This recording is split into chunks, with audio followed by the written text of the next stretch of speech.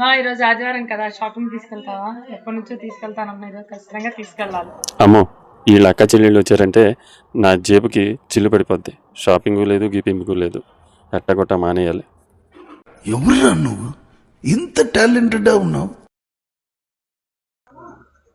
బాగా తలకాయ నొప్పిగా ఉంది గాయత్రి, ఇప్పుడు వద్దులే, మరో రోజు చూసుకుందాం. A few moments later.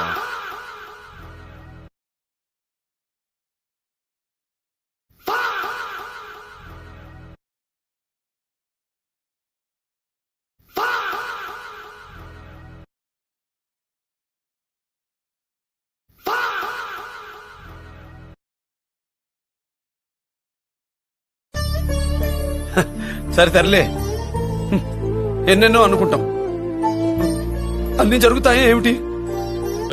అంతేగా.